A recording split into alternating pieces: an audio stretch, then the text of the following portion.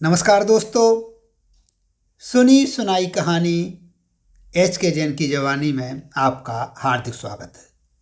मित्रों, आज की जो कहानी है वह हमें श्री एस.के. अग्रवाल, वाइस प्रिंसिपल, जवाहर नवोदय विद्यालय, नरसिंहपुर के सौजन्य से प्राप्त हुई है। तो सुनिए कहानी। एक कविराज होते हैं। वो एक बगीचे में घूम रहे होते हैं। उन्हें एक बहुत ही सुंदर फूल नज़र आता है।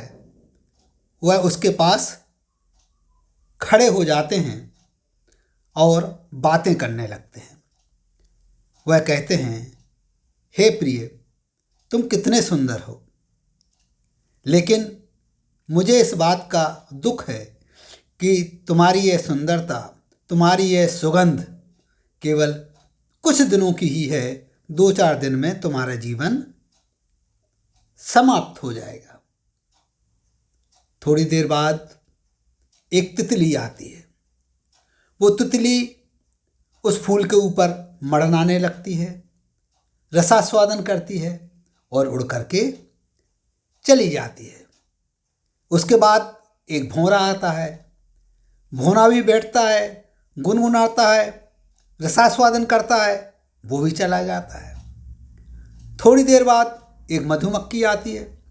मधुमक्खी उस पुष्प से पराग के कणों को चुनती है और वो भी वहाँ से चली जाती है। इसके बाद वो फूल कवि से कहता है कि हे कविराज, आपने अभी कुछ देखा? कविराज कहते हैं, क्या?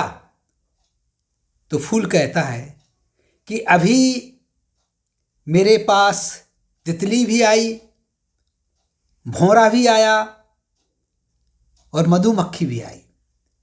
तीनों ने मुझसे आनंद लिया। वो मुझसे तृप्त होकर के चले गए। उससे मुझे बड़ी ही खुशी मिली। मेरा जो जीवन है वह दूसरों को खुशियां देने के लिए है।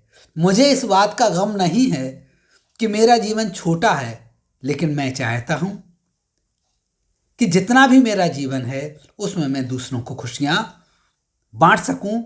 यह आवश्यक नहीं है कि लंबा जीवन रहे लेकिन निरर्थक रहे। कवि ने कहा कि आपकी बात बिल्कुल सही है, जीवन सार्थक होना आवश्यक है। मित्रों, यह जो काल्पनिक कथानक है यह हमें इस बात के लिए प्रेरित करता है कि हमारा जो जीवन है वो कितना लंबा है या कितना छोटा है, ये मायना नहीं रखता। हम छोटे पद पर हैं या बड़े पद पर हैं, यह मायना नहीं रखता। हमारे जीवन के उपरांत हमें किस रूप में याद किया जाएगा। हम हिटलर को किस रूप में याद करते हैं और सुभाष चंद्र बोस को किस रूप में याद करते हैं।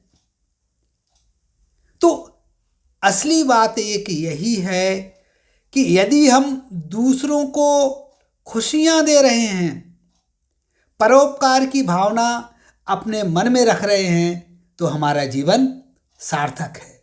यदि हम मीठी वाणी बोलते हैं, अच्छी बातें करते हैं, तो देखा होगा उन्हीं दुकानदारों के पास लाइन लगी रहती है। डॉक्टर भी यदि मरीज से बात करता है, प्यार से बात करता है, मरीज प्रसन्न हो जाता है। अच्छा बोलने वाले, मधुर बोलने वाले जो अध्यापक रहते हैं, बच्चे उनसे घुलते मिलते हैं।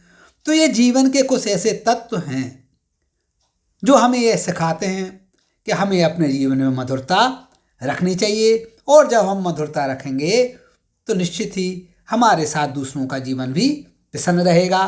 तो बांटिए दूसरों को खुशियाँ, बांटिए दूसरों को प्रसन्नता। इसी कामना के साथ नमस्कार, जय हिंद, जय भारत।